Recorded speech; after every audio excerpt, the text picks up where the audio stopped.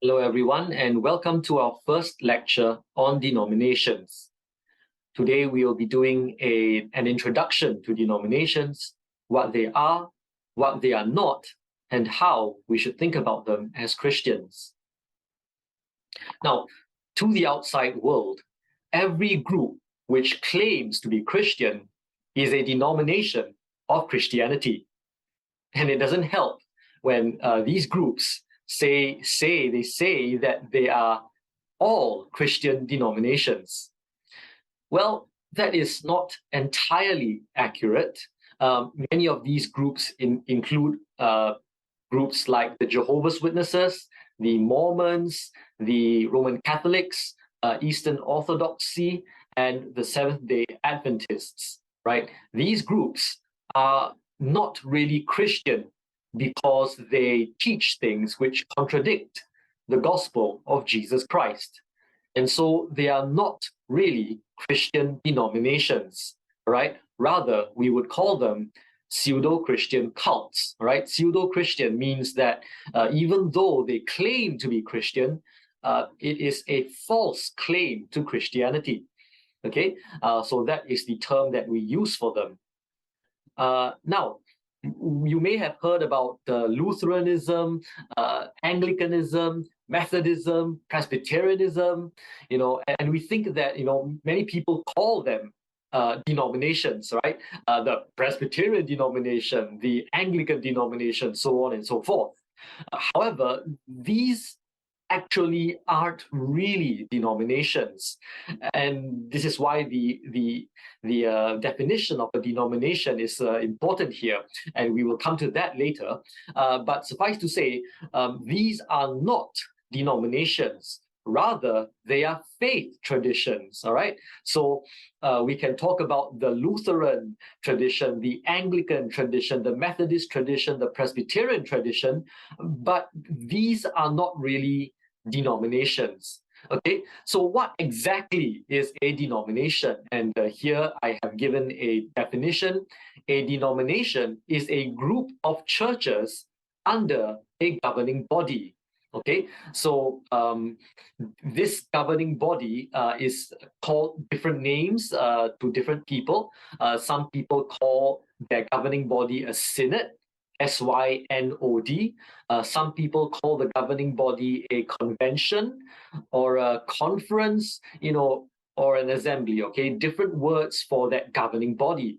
But essentially, you have many churches under an organizational structure such that they are all in one organization led by a governing body, and that is that is a denomination. Okay, so in other words, you can have two Presbyterian churches. They are both Presbyterian, but they belong to different denominations. All right, that is possible because remember, Presbyterianism is not one denomination. It is a faith tradition, but there are many Presbyterian denominations.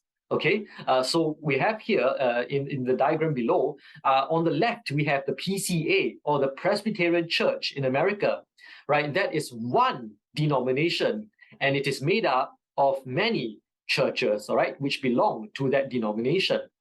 Then on the right, there is another Presbyterian denomination called the Presbyterian Church USA.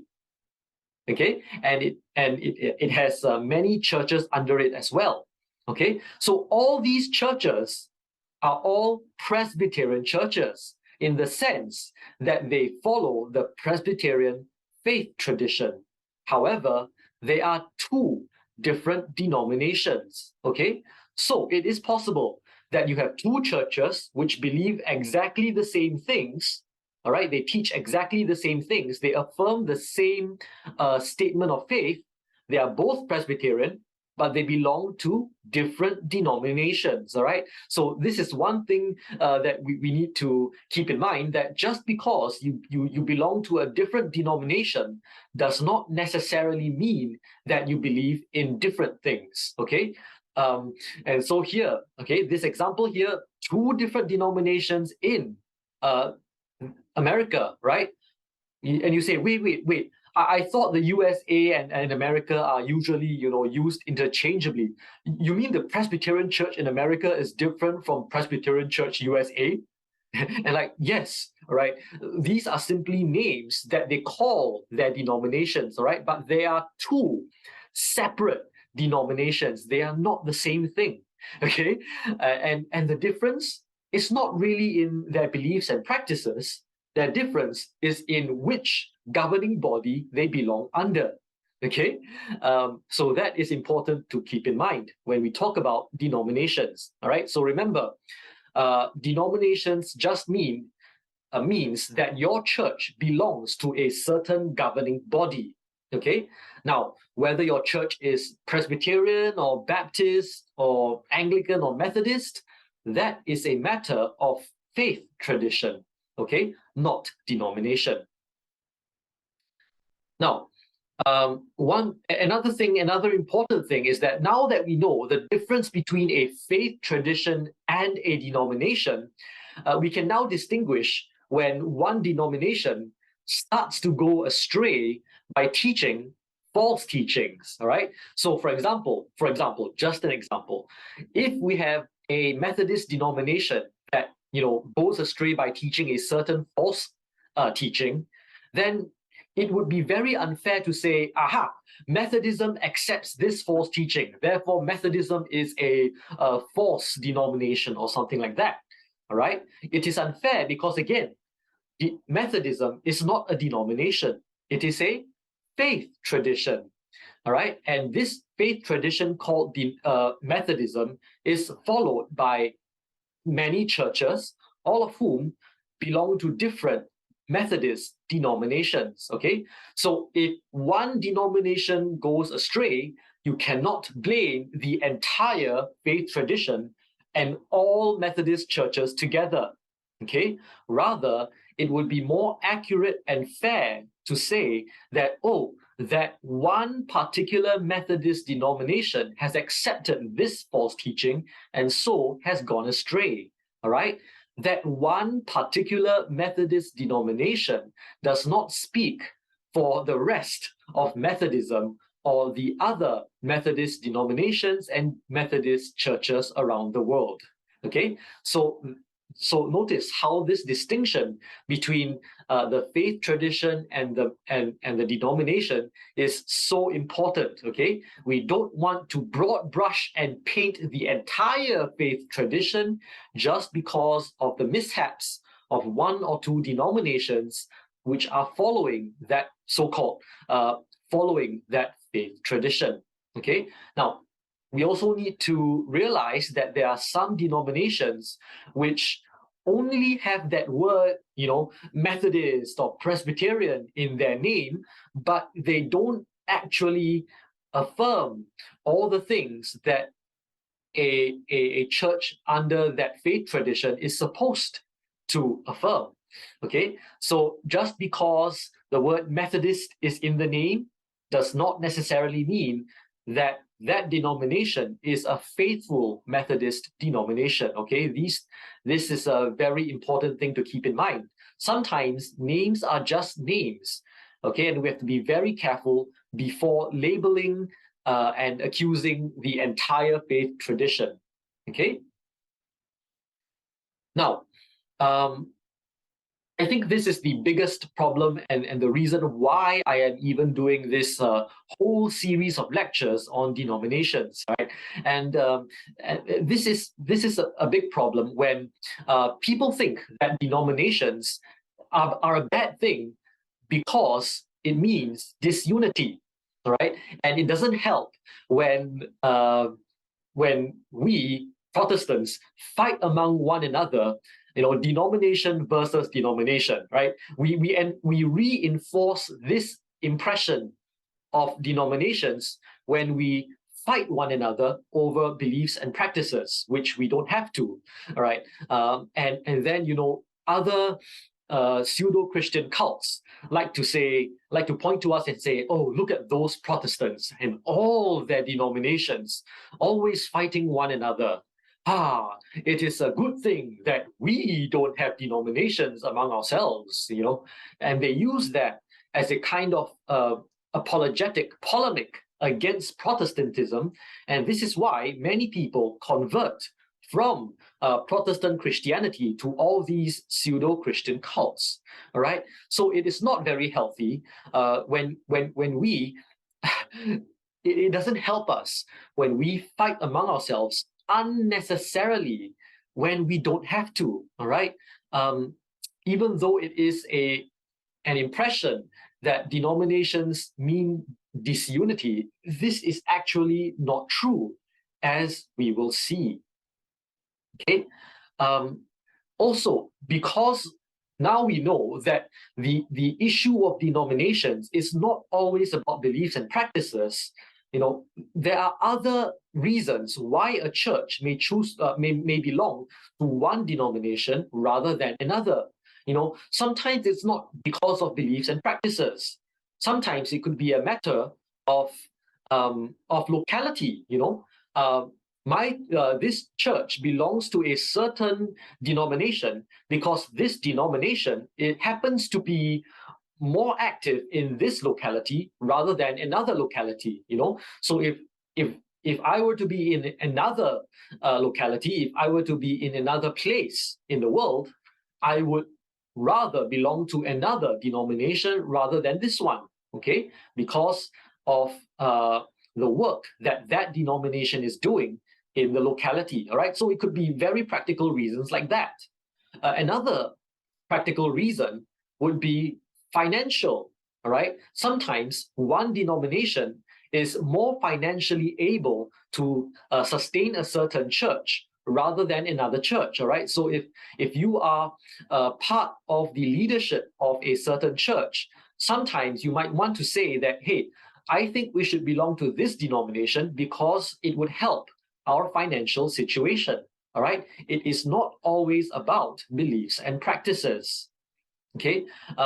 Another possibility could be because of the emphasis of a certain church, right? So if your church emphasizes on, for example, prison work, right, you might choose to belong to a denomination which does really good prison work. Or, a denomination might want to look into doing prison work. And if your church is happens to be good at prison work, then the denomination might want to, might want your church to join their governing body, right? So again, there are lots of other reasons why a church may belong to one denomination rather than another denomination, right? It doesn't always have to be because of beliefs and practices. It doesn't always have to be political, not always to do with infighting and all these things. No, sometimes it's very practical considerations.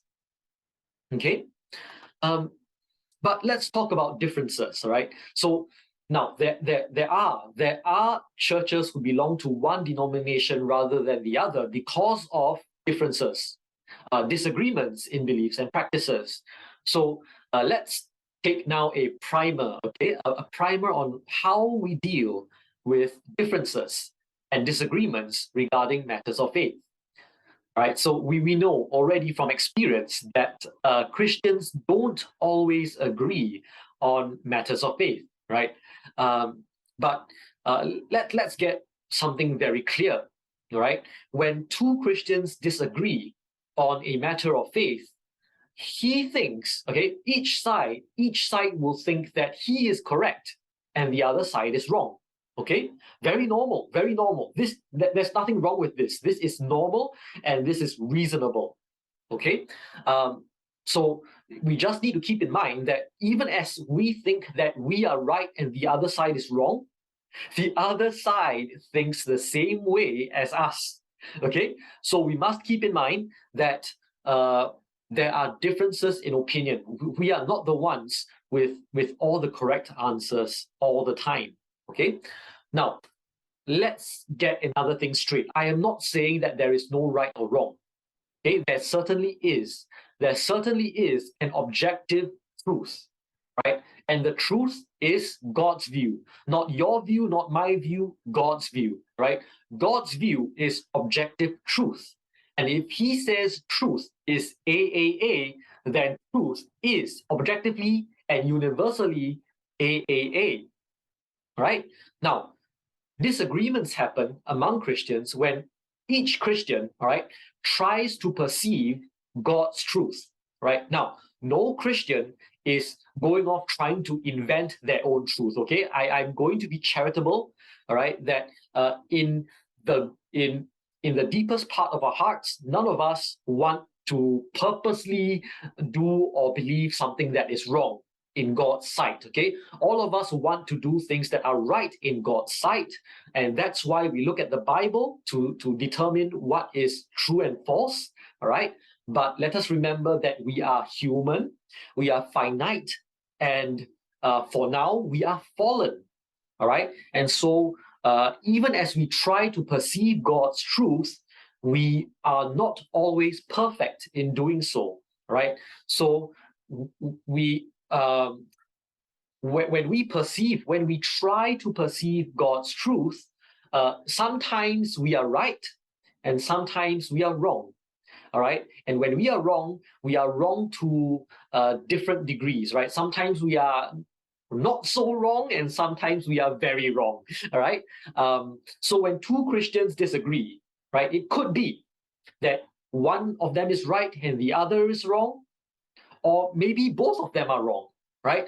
So in the case of the diagram that I have here, the truth is AAA, all right? But the Christian on the left says that the truth is AAB, all right? He is wrong, but he is 1/3 wrong, okay? He is 2/3 right. I'm just giving an example, okay?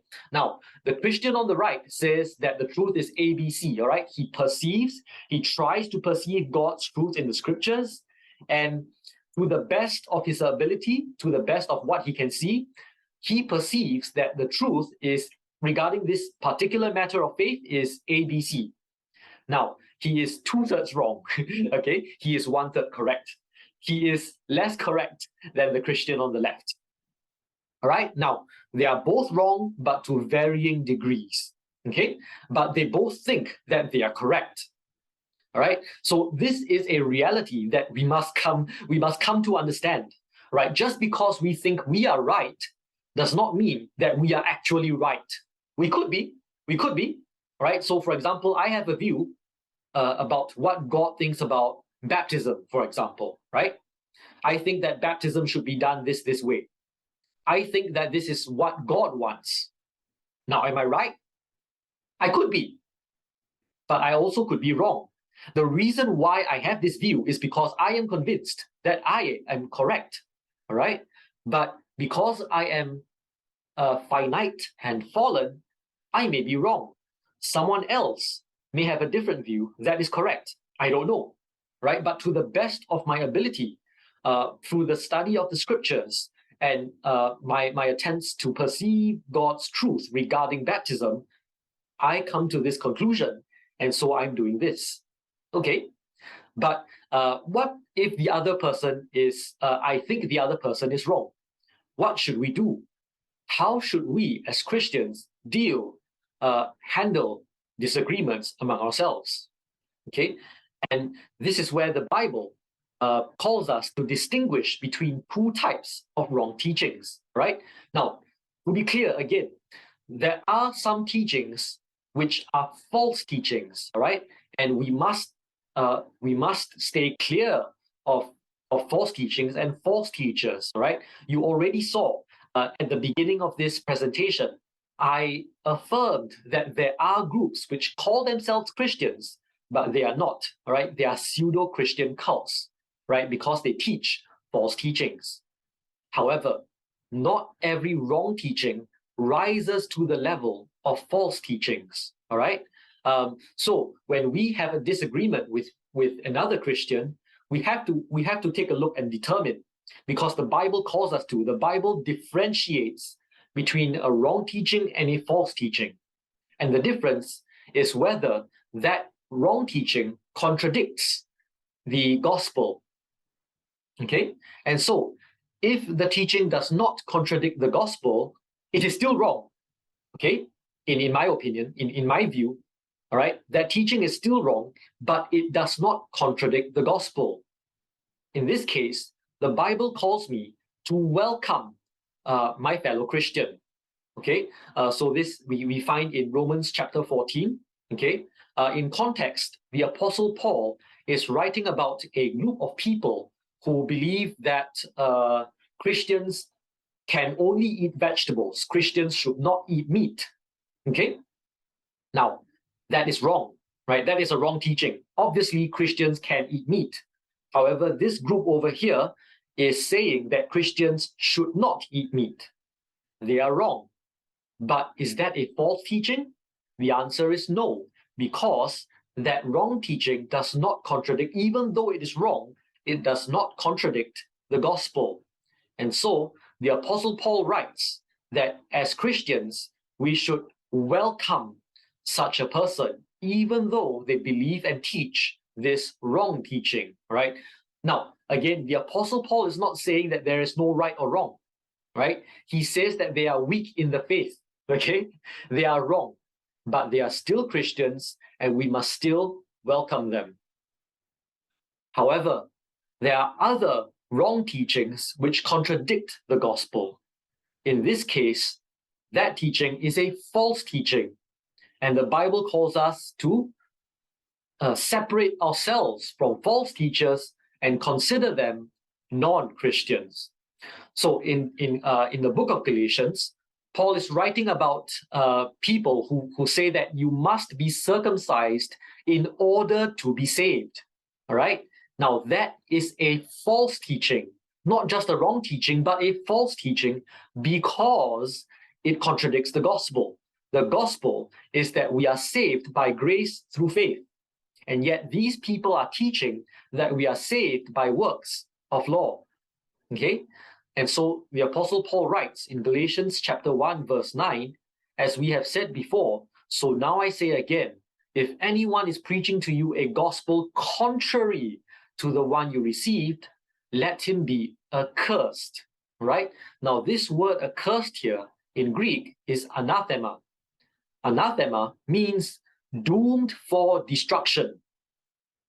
Right? Now, doomed for destruction is not something that will happen to a saved person. Right? A saved person is someone who will never perish but have eternal life. John 3:16. Right? So the very fact that the Apostle Paul is saying that these people are accursed tells us that these people are not saved because they believe and teach this false teaching. Okay? So do you see how the Bible differentiates between wrong teachings and false teachings?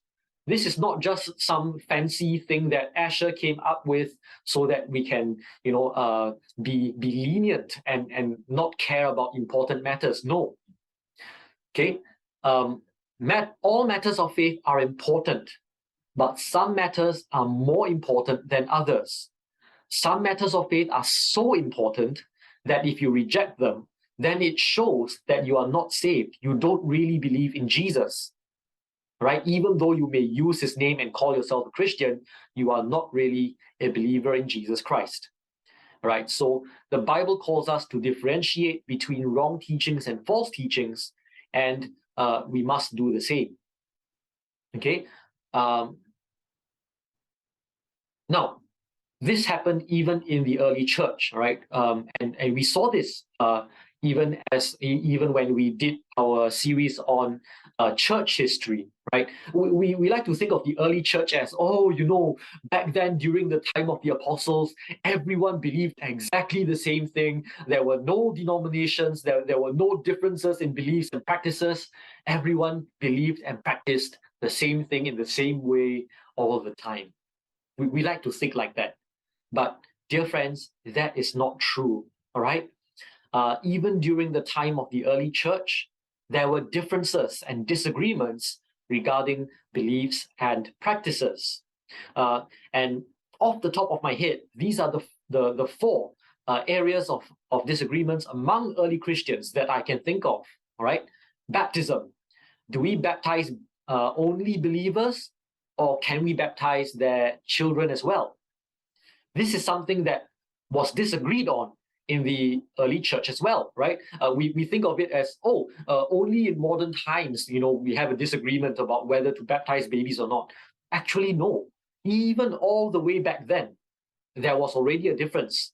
In some churches, only believers were baptized. Only those who had made a credible profession of faith were baptized, and babies were not baptized. But in other churches, babies were baptized, all right? So the early Christians also had, just like us today, disagreements on baptism. Another difference was in church polity. How is a church governed? All right, and we saw that in our lectures in church history as well. In some churches, the church was governed by a body of elders, a plurality of elders, right? Multiple elders. In other churches, there was a bishop, there was a senior pastor, so to speak, right, who was the chief among the other pastors, right? Right. So even then, there was a difference in church polity. There was also a difference in keeping Sabbath, right? Some churches kept Sabbath on Saturday, right? Other churches, actually a majority of churches, did not keep Sabbath on Saturday, right? But this was even a difference among early churches. And I think my most favorite is Passover, right? Because during the time of the early Christians, there was a difference on when to keep Passover, right? The Western Christians kept Passover on Resurrection Sunday, whereas the Asian Christians kept Passover on the Jewish date. And for a very long time, there was no issue, right? Each church, whether you are Asian or Western, you kept the Passover with your church on whichever date, on the respective dates.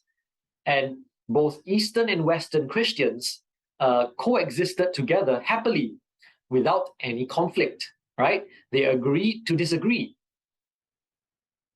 The only problem happened when Victor, the Bishop of Rome, during the 3rd century, he started to threaten the Asian Christians.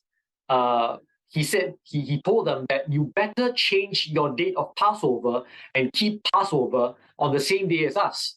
Otherwise, I will excommunicate you. I will consider you all false Christians, right? And what happened? All of Victor's fellow Western Christians stood up against him, right? They said, no, you cannot do that. You should not be unloving toward other Christians just because they don't agree with us, right? So you see, all these other Western Christians, they also kept Passover on the same day as Victor.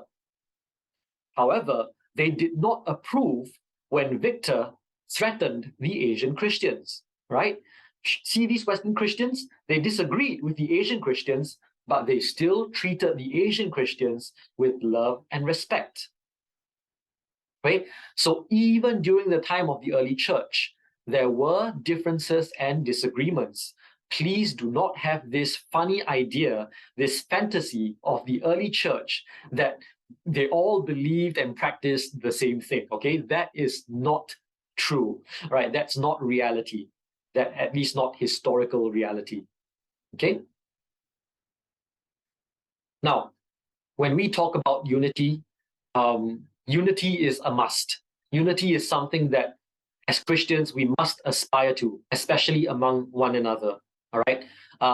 Jesus told us that the greatest commandment is to love God with all our heart, soul, mind, and strength, and to love one another, to love our neighbor as ourselves. And our neighbor, right, obviously includes our unbelieving neighbors, but all the more it should include our believing neighbors, fellow Christians, all right, who are united in the gospel. Okay, and during his high priestly prayer in John chapter 17, Jesus prays that we, his followers, might be one, just as the Father and he are one. Now, how one are the Father and Jesus? you can be sure that they are very one. They are so one that they are one God. Okay? Now, we won't be one being, but the point here is that Jesus prayed to his Father that we would be one, just as he and the Father are one. And so we see here, number one, that this is Jesus's desire. And if we are Christians, we would want what Jesus wants, and he wants our unity. And secondly, the fact that he prayed this to the Father means that he will be answered. Okay? When Jesus prays this to the Father, he will be answered. Right? Because Jesus is always prays according to the Father's will, and the Father always hears Jesus. So he will be answered, meaning that if you do not, that if you are not united in the way that Jesus wants you to be united, then it might be that you are not his. So be very careful. This is a very serious matter. Okay? And so that brings us to point number 3, that the fact that Jesus prays this means that it is our responsibility to aspire toward this oneness with one another. We must be one with our fellow Christians, regardless of our differences and disagreements. Not that we cannot have disagreements and differences, but we must still be one despite them. This is something that is very important to keep in mind. To think about. When we talk about unity, we are not talking about uniformity. When pseudo-Christian cults look at us and say that we have no unity, mostly what they mean is that we have no uniformity. We believe different things. Again, as we have seen in Romans chapter 14, there is nothing wrong with groups of Christians believing in different things from other groups of Christians. There's nothing wrong with that. The Apostle Paul didn't bother with uniformity, right? But he bothered with unity. He said, despite your differences, welcome one another. Okay? Unity does not mean uniformity. We can have our disagreements and differences, but we must still be united. These are the famous words of Rupertus Meldenius. All right, he says, in essentials, unity. In non-essentials, liberty. In either, charity. And what this means is, in essential things, in things that pertain to the gospel, there must be unity, meaning that all Christians must be united. We must all agree on the gospel, on the essential elements of the gospel. This is the gospel, and if you contradict any element of it, then you are not Christian, right? We must be uncompromising on that. We must not compromise on the gospel. That's something that I must make very clear. We must not compromise on the gospel. We must be united on the gospel. That one, we must all agree, no compromise. However, there are other things which are non-essentials, things which either way does not contradict the gospel. And in those things, we must have liberty or freedom. We must have the freedom to believe and teach those things as long as we are convinced that it is the truth. So if you believe in baptizing babies, if that is your conviction, all right, that is a non-essential. It does not affect the gospel. Go ahead and teach it. And we who disagree, we must give you that freedom. Likewise, those of us who believe in baptizing believers only, all right, we have the freedom to do that. Even if we are wrong, it does not contradict the gospel. And those who disagree with us must give us that freedom, okay, to do that. But either way, in either, we must have charity. And charity is just the older English word for love, okay? And the reason why it is rendered as charity here, I rendered it as charity here, is because the original Latin word is caritas, charity. That's where it comes from, okay? And again, diversity is not a bad thing. The early church had diversity, and we also because of our differences and disagreements, we have diversity. Okay, and that is not a bad thing. Okay, and here I have my little meditation as I was thinking about this. I believe that the fullness of Christ is so multifarious, multifaceted. He's not just one boring dimension. There is so much to him. And I believe that the fullness of Christ is best expressed by the diversity of his body, the church. All right? Even though the church is imperfect and at times wrong, right? This is the natural and good outcome that results from the diversity. Now, how then shall we take steps to aspire toward that unity? I think the first step is understanding. First of all, the willingness to understand, right? We should not have the attitude that everything that is done in my denomination is correct and everyone else who does it differently is wrong and weird and should be cast out. No, we should not have that attitude. They may be wrong, for sure, they may be. But the least you can do, all right, is number one, to love them because Christ commands us to. And then seek to understand them. Why do they do things that way? Don't automatically assume that they do things that way because they reject the Bible and certain parts of the Bible. Don't assume that. You don't know that. Go and learn why they do and think those things. Learn why. It may be that they are rejecting the Bible in certain areas, but don't assume it. Go and learn. And perhaps then you may develop a better understanding and sympathy for why they do and say certain things. And it starts from that.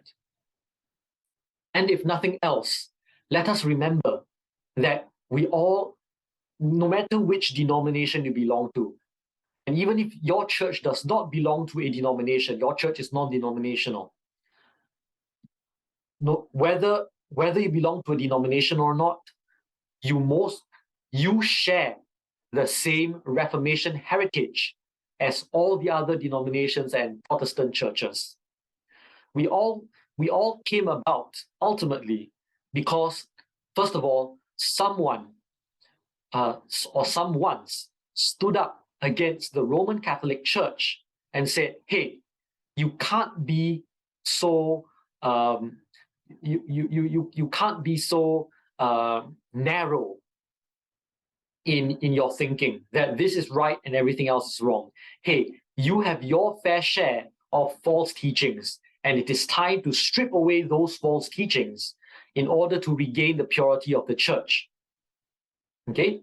So someone stood up to the Roman Catholic Church, and remember what happened? In our lectures, we saw that the Roman Catholic Church, instead of accepting correction, they instead told these people that they are no longer Christians. Okay, so they excommunicated these Christians, and that is the beginning of how the denominations formed, as we shall see in our subsequent lectures. All right, but please remember, the only reason why your denomination or your church exists today, if you are a Protestant, right, is because the Roman Catholic Church rejected us. Now, it would be very hypocritical if we then turn around and start rejecting our fellow brothers and sisters in Christ just because they are of a different denomination. Then we will be no different than the Roman Catholics. Okay? So we spend a lot of time criticizing the Roman Catholic Church for its beliefs and practices, and rightly so. But while we do that, let us not then turn around and do the very same things that we criticize them for. Jesus has a word for that. Hypocrite. Okay? And we don't like if we fall under Jesus's definition of a hypocrite. Okay?